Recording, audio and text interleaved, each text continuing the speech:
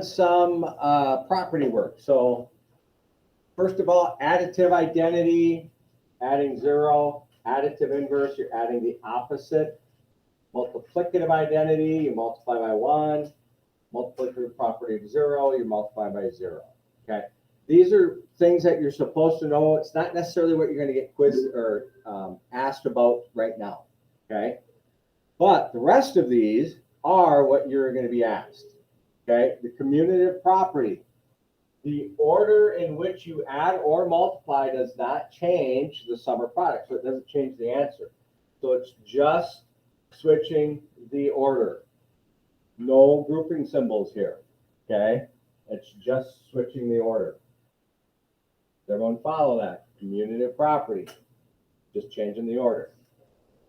The associative property, it's the same order, A, B, C, but the grouping changes. The grouping changes. Again, same order, just the parentheses change. Associative property.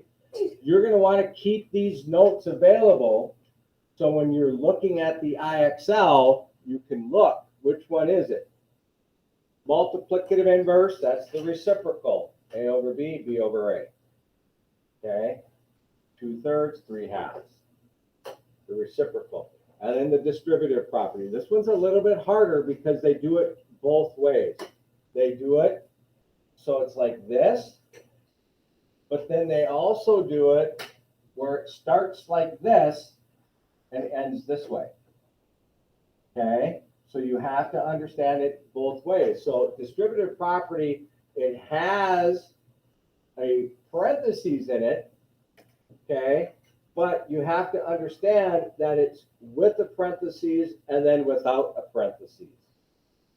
Whereas the associative property has parentheses on one side and parentheses on the other side.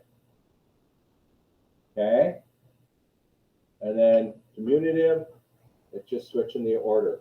I believe most of the questions that you're going to have on this, and it's just going to give you an expression, and then you have to choose one of the 4 choices. I think they have 4 choices on there. All right, so use this sheet to help you. Go ahead, X12. Please start X12 now, even though you might not have been done with X10. But start X12.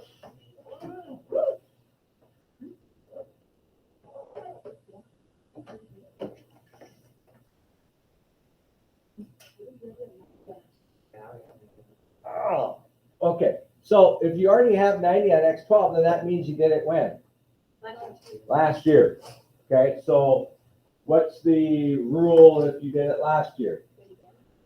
Yeah, you got to do it again. But you either have to do 10 problems or get to a SMART score of 100. Okay, just a second.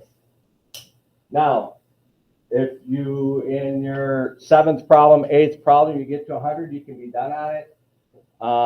If after you've done your 10 problems, you have a score of a 70, then you have to decide, am I going to work it back up to 85 or am I only going to keep it at a 70?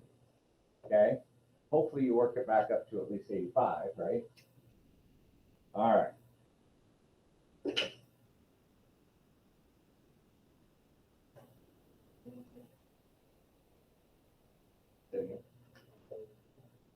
Okay, so click on it.